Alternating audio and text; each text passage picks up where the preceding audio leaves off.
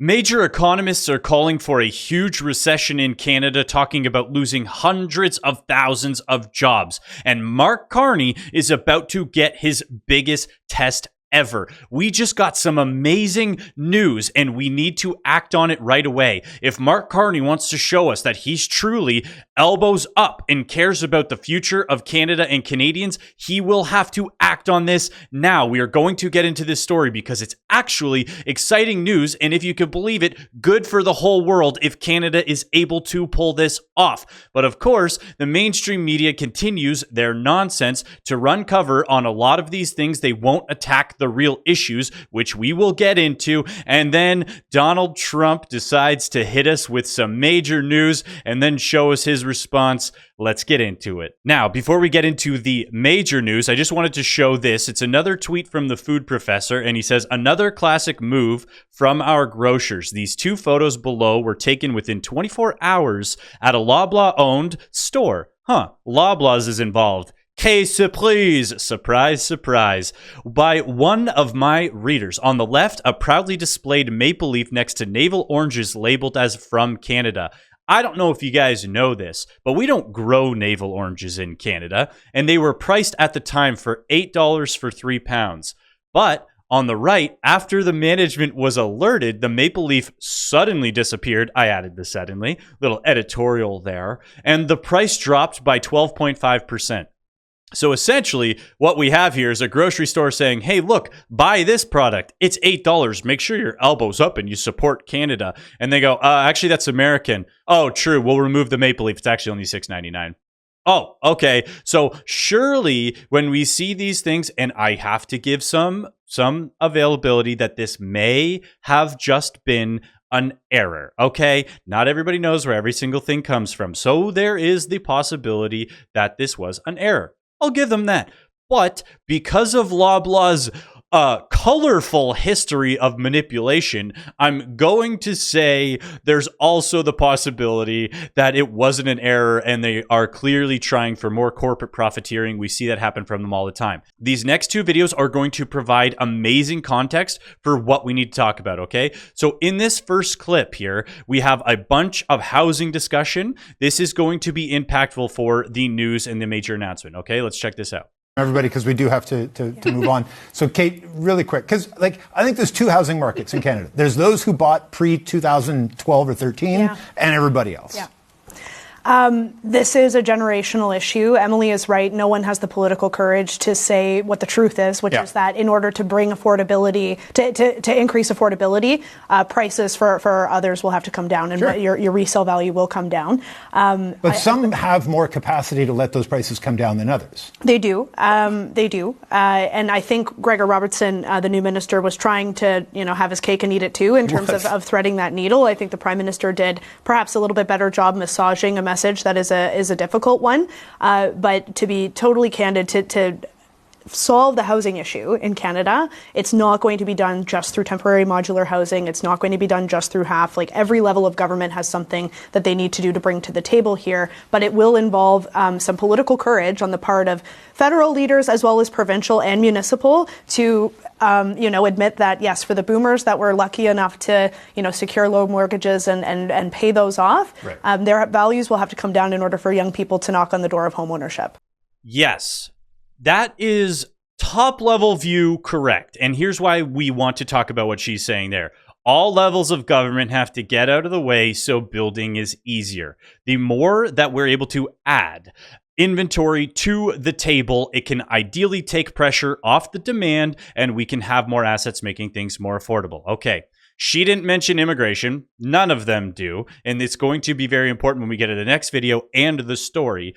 But I don't agree with the fact, like I'm saying in these other videos, that we need to see, well, I guess house prices have to come down. What I'd like to avoid is a crash, because if we have a housing crash in Canada, as of right now, it would be devastating to the country and Canada would no longer exist at all. We would have a worse crash than the 2008 financial crisis. That's how reliant Canada is on real estate. It's usually how we get money into the system is through real estate, because the borrowing there creates new dollars. That puts more money into Canada's economy, and that's how we've grown. Not good, but that's how it's happened historically over the last decades in Canada. Again, not a good thing, but we need opportunities to move into to get us less reliant on real estate, which is why this announcement today is so big. And you'll see, actually, funny enough, the Liberal, commentator here defending what the Liberal government was saying, and the housing minister, she makes a good point, but it's not a Liberal platform. So let's... Michelle. Well, I think you can walk and chew gum at the same time, and it is going to be a balance. But you're not going to solve a housing crisis by pulling out all the equity from people who have invested and have worked hard.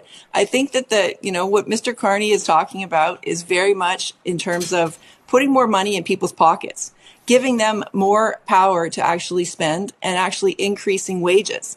That's what we've seen in terms of the productivity gap between here and even in the United States for so long. Our wages are not increasing with in any way in relation to how our housing prices have increased. And we have to bring that kind of back into some kind of a more equal balance. So right. Yes, there are absolutely things that can be done, including like bringing down DCCs and things like that to bring down housing costs. There's a ridiculous amount of overlap and duplication that Kate is right is going to require every single level of government. But I think that we actually want people and young people to actually make more money so that they can afford it without them having to, in the end, then have to take care of the seniors who can't afford to live their lives if their equities. That's a great endorsement for powerful paychecks, Michelle.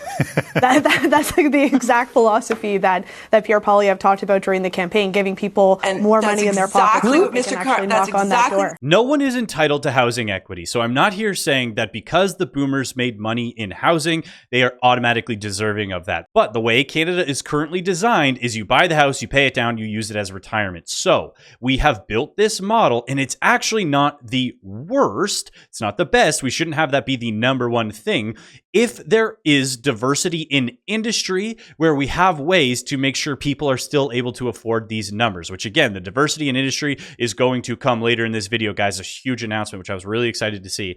So, and again, it's a big test for Carney because if he doesn't act on this, I'm going to be livid. But if we can get our productivity up, which of course she's willing to acknowledge now that Canada's productivity is lagging compared to the US and everything's down. They weren't willing to, our economy was crushing before.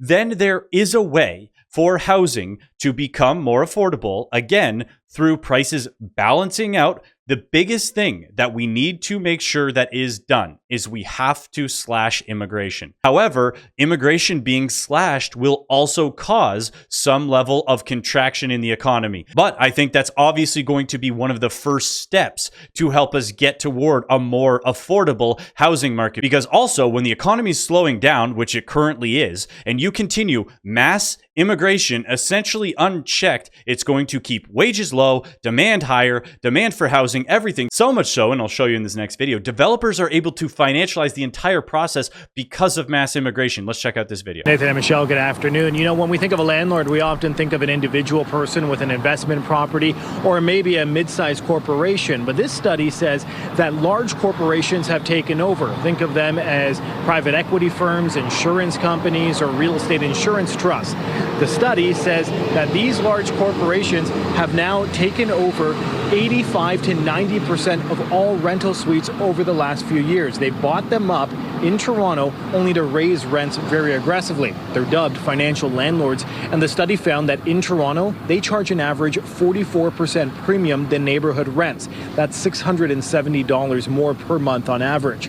Where I am right now in the Weston neighborhood, the study found rents have increased even further due to its makeup as a low-income neighborhood.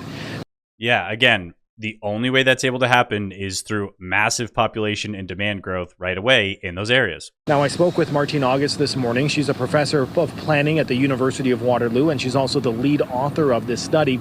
She told me that the findings show that this shift in ownership and the use of housing as an investment result in declining affordability, and that these companies are saying one thing publicly but acting differently for financial gain. Take a listen. These types of companies often say if we could only build more, we would housing would become more affordable. But we're not actually seeing this happen. We're seeing that when big companies build new rental housing, they charge top of the market prices. Because the demand is still there. I don't know why that's hard. Of course, it's a university professor economist who's giving us their numbers. We'll get into it. And when they acquire existing rental housing, which is mostly what these companies do, they buy up existing apartments. Their business strategy is to raise those rents to the max and to consistently do that in a systematic way. And that is systematically making housing less affordable. Interesting. Did they mention anything about immigration? No, they didn't in that entire video. And guess what? I don't know how these university economists don't understand supply and demand. I am in no way defending corporate landlords, because she said, and it is true, they often build these buildings saying, oh, we're going to have 20 of the 100 units are going to be affordable rent, and then they don't actually comply with that. But the only reason they're able to comply with that is because of demand. If I have 10 apples and 8 customers, I can't just make up a price for the apples because I have too many apples and too little customers. However, if you give me 16 customers and I still only have 10 apples, all of a sudden I can go, who really wants the apples? I can now charge whatever price I want, and the people who want them will pay for it. Somehow, economists, that idea has escaped them, that immigration is having an impact on these things. And I'll show you how big of an impact it's having, because look at these staggering numbers here. Did you like the video yet? It helps get the video in front of more people. Don't forget to sign up for Wealthsimple. Link is down below. You get $25. I get $25. Take on the big banks. Help support independent creators. Let's get back to it. Does Canada need a country cap on its permanent residency intake? In the last 5 years, one country has accounted for 28% of all permanent immigration.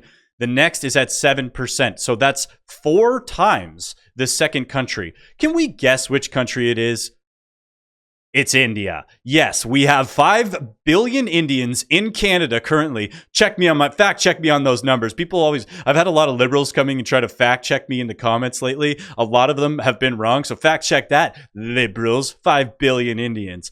So anyways, India, 28%. That's insane. This is not India. This is Canada. We should never have that many Indians in Canada. And it's not like I want to see them replaced by number 2, which is China. We should be lowering immigration because it will help with a lot of the fundamental economic problems we're having in Canada. We have been limping along as an economy, pretending that things have been going well, even though we have a GDP per capita recession, which means we're producing less, because our overall GDP, through pumping in bajillion Indians, 5 billion, fact check me, into the market, which has made everything worse. And guess what? Scams have increased too. I'm not going to draw a conclusion, but all I'm going to say, scams and financial crimes have increased in Canada since this has been happening. Take that as you will. Now, looking at these, how is that possible? A solution for this, I honestly think they're talking about implementing a 7% cap per country to kind of make sure that it's more of a diversity in immigration. I have no problem with that. But when we bring in 400,000 PRs and NPRs in a single year from a single nation, 400,000 is more immigrants than we should get total for the entire year. And we got just Indians. That's insane. And that's why everywhere you look, in mostly Ontario and BC, you can just see unlimited Indians. So what do we need to do? I personally think we need to cut India's immigration to essentially 0. What they've done is they've front-loaded their allowable immigrants, because putting in this many people at this rate is going to continue to put a strain on social services, on just social cohesion in general, because they're starting alternate societies in Canada. I was just driving the road the other day, and this giant truck with a parade float for Khalistan was on the street. It was so wide, huge parade float. It's got all these flags and these ribbons and all these things and the swords on the flags and all that, just for Khalistanis in Canada. No, I don't think that's a good fit. And then you see articles like this. Guess who also agrees? India. India thinks we're taking in too many people because they know they have India's trafficking claims against Canadian colleges reveal exploited immigration system, expert says. So guess who's getting hurt the most? the Indian immigrants. Yes, it's bad for Canadians, but also for the Indian immigrants who are put through this Indian scam pipeline that starts all the way over in Mumbai, and they tell them, sell all of your farm, sell your tractor, go to Conestoga College, you get a construction management program, and then you can drive Uber Eats. They're going to be fine in Canada. Yeah, guys, it's a scam. It starts in India. The entire pipeline's an Indian pipeline. But of course, it's, the Canadian colleges are to blame. And then the federal government is to blame for approving all of these work permits. And this is all tied in together for everything we're talking about. I promise you. So yes, Indian immigration needs to go to zero moving forward. None of these people get to all of a sudden bring over all their families, all these things. Sorry, because you front loaded the amount of immigrants you're allowed to have. Not doing it. Because look at what this results in. We have this Canadian woman. She works as a nurse, and look at what she has to say about how her attitude has changed on the social healthcare services. And a lot of this has to do, of course, with corporate greed. But the only reason corporate greed gets away with this yet again is because they have the demand. Now let's check this out before we get into the awesome news of the big announcement. I might lose my job tomorrow. Let's talk about it. Let's talk about why I don't care. I am a nurse. I've been a nurse for 14 years. I work at a hospital. And in the 10 years that I've worked at the hospital, I will tell you the changes that have happened are absolutely abhorrent. I have never seen a hospital system, and I don't mean just the hospital system that I work for, healthcare as a whole be turned into such a corporate hellscape that there is no taking care of people.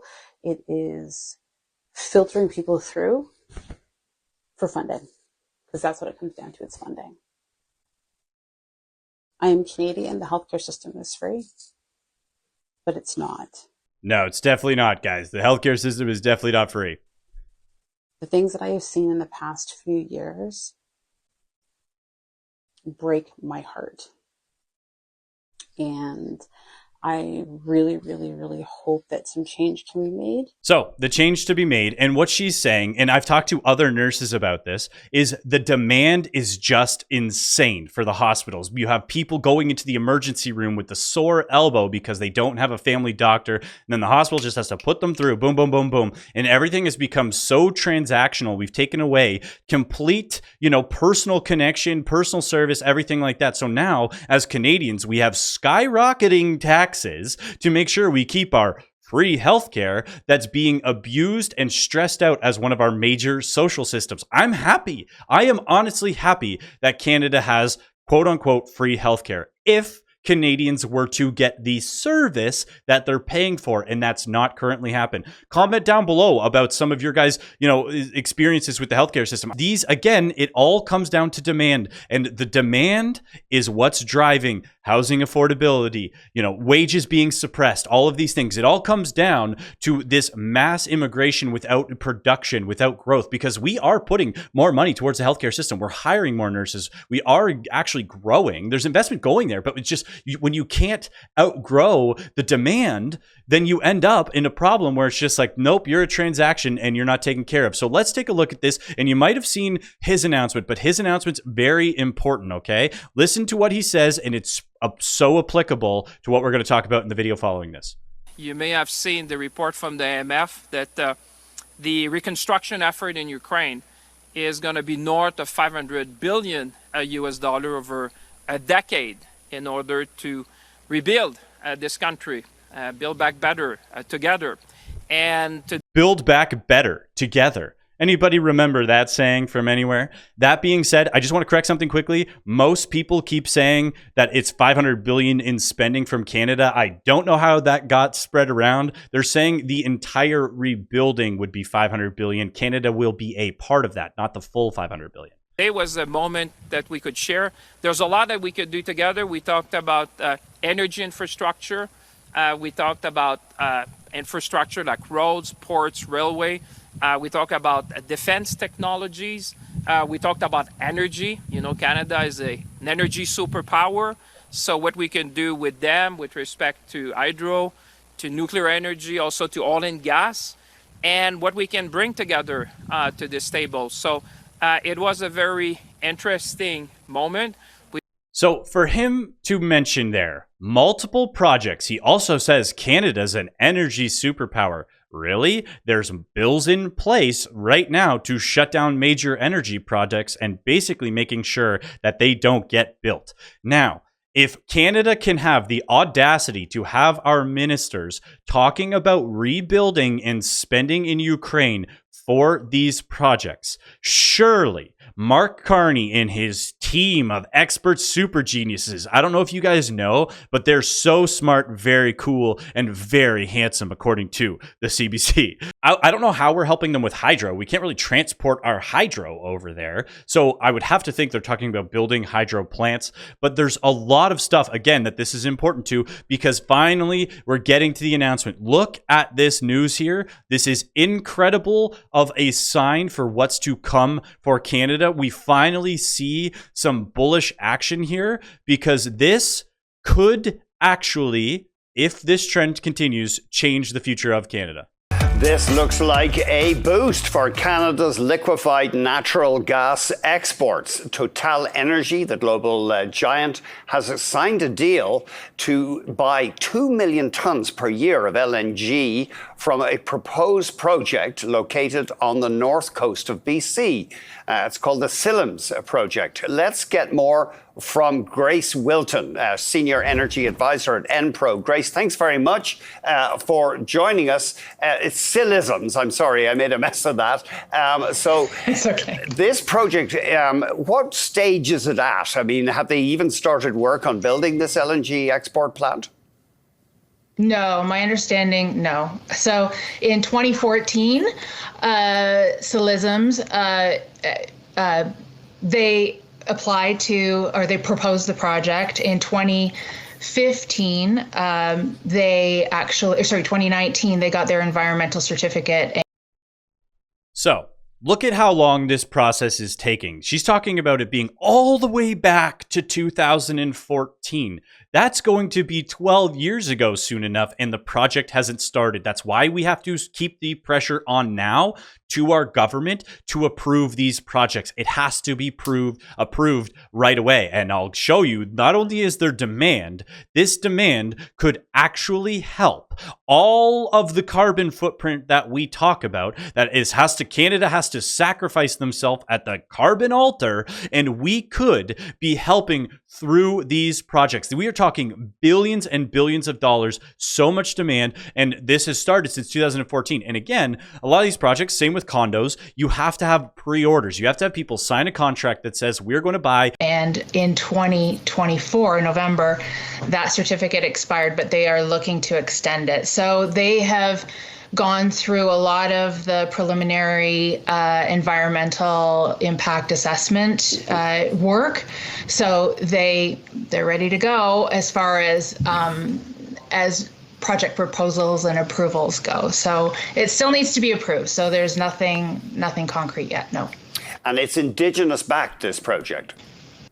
That's right, yeah. So this is the Silims LNG export facility is backed by the Nisga'a Nation, and they have partnered with Western LNG and Rockies LNG. So actually Total Energies has acquired 5% of Western LNG.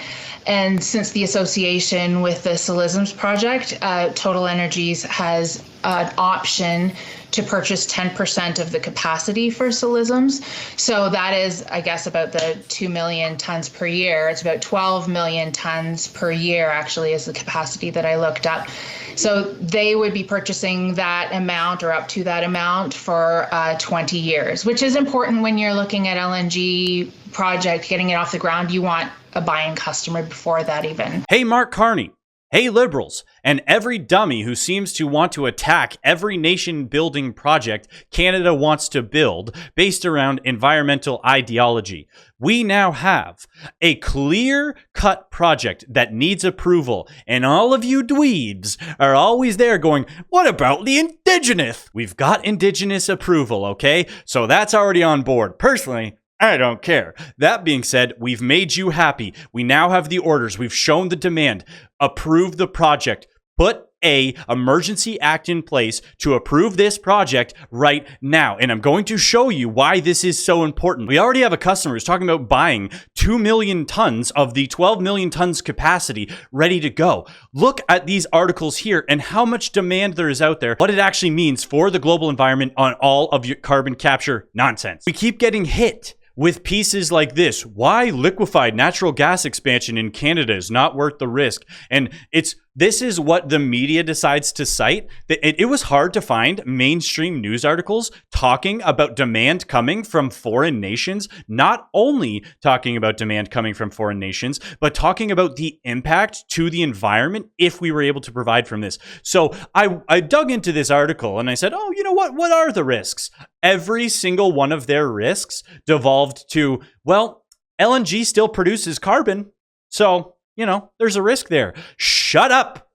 Shut up. It's so stupid. And then, Financial Post is the most mainstream article I could find covering something like this. And this article is actually just from March, but it's time for Canadians to challenge American domination of the LNG space. So this was obviously put out because of all the tariffs and all that stuff. I don't give a heck about trying to take on America, but this would help us not rely on America so much and start to access these other markets that you want to get us access to. Because even though I think we should work with America as much as possible, I don't think we should be not going out to these other markets. And guess what? There's a lot of them. So yes, we could do that. But I mean, one of the other largest producers is Russia. When did that become evident? All the way back in 2022. 9 times countries have said they want Canadian-made LNG since 2022. And some of those nations include Ukraine, because they don't want to be reliant on Russia for their energy and their liquid natural gas either. And guess what? They're connected to them. It's basically the same landmass. And they would rather buy Canadian LNG. And we're talking about helping them rebuild as an energy superpower. Hey, your finance minister just said it himself. We got the proof. What's going on, you freaking guys? And also, of course, South Korea, Greece, Japan, and Germany, Poland, Latvia, Taiwan, Philippines, all of Southeast Asia. And why this is so important about Southeast Asia is because guess what, you frickin' carbon dingbats?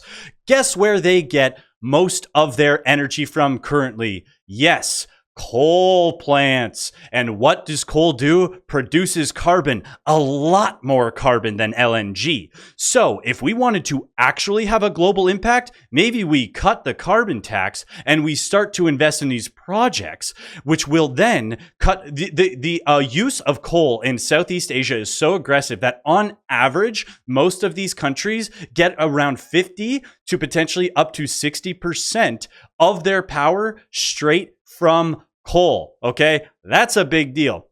We could be the ones supplying that, especially if we have the infrastructure in place with pre-orders who are going to be using 10% of that capacity. We have all these other countries lined up, okay? So this is showing, Carney, if you're serious about fixing Canada, if you're serious about taking care of Canadians and the environment, these are the projects you need to improve because they are decades and decades away from getting any sort of meaningful renewable power, okay? So we should be the ones providing that both ethically and cleanly. So if Mark Carney and his team are not going to fast track and approve this project, we can call them cowards, fools, frauds, dweebs, dupes, and any other name you can think of because they are constantly lying to us saying, we're going to rebuild, we're going to do this stuff, we're going to become an energy superpower. Here is the opportunity, here is the power, and it's exciting news which would help with productivity, help Canadians earn more money. Housing gets better affordability. That's why all of this is connected. It is a real circle of friends here, guys. But speaking of circle of friends, of course, the mainstream media has to provide coverage like this when it comes to Trump saying, hey, Canada, we want to work with you on security-wise because we came to them and said, we'd love to be involved in your project. Let's get into it. Consider Israel's Iron Dome system, the one used to fight off rocket and mortar attacks. Now imagine the technology is improved, its power, scope, and capabilities greatly expanded. U.S. President Donald Trump says that's his vision for the Golden Dome missile defense system. Once fully constructed, the Golden Dome will be capable of intercepting missiles even if they are launched from other sides of the world and even if they are launched from space. Trump says it will cost $175 billion and should be operational in less than 4 years by the end of his term. Okay, even though you guys know I'm a huge Trump guy, we're big Trump fans on the channel. That's not realistic. 4 years is impossible. He's not going to be able to make it happen in that amount of time. Do I still think that this is an interesting project? Absolutely. I love that he called it the Golden Dome instead of the Iron Dome. Hilarious, classic Trump move. He claims it will protect the U.S. relying on state-of-the-art technology, including satellites, to shoot down threats by land, sea, and space. Canada has called us and they want to be a part of it. So we'll be talking to them. They want to have protection also. They'll pay their fair share. Canada's. If you're curious, yes, the CBC did just cut what he was saying because he said, you know, we'll help Canada. We always help Canada. We help them out. That's what he said. CBC decided to cut that. Why? Because they want Trump to look bad, okay? So here's when they brought on this expert. I found what she said hilarious. Dome plan has flaws. You know, we've had decades of consensus that that's both technically unrealistic, economically very expensive, and strategically really unwise. This researcher warns it could inflame tensions with American adversaries and even start a new arms race. Introducing strategic missile defenses against Russian and Chinese nuclear arsenals is likely to incentivize them to build more missiles, different kinds of missiles, and to try to counter that system. Don't worry about protecting yourself and trying to build defense systems, because if you do, other people will try and hurt you even more. Broken logic, in my opinion. It shows that there's a risk in the first place and we would be underprotected. But if you made it this far in the video, you absolutely rock. Don't forget to sign up for Wealth Simple. You get $25, I get $25. Help support the channel, take on the big banks. Don't forget to like and subscribe, get these videos in front of more people. Would love to see the channel grow. Thank you for your guys' help so far, and have a great rest of your day.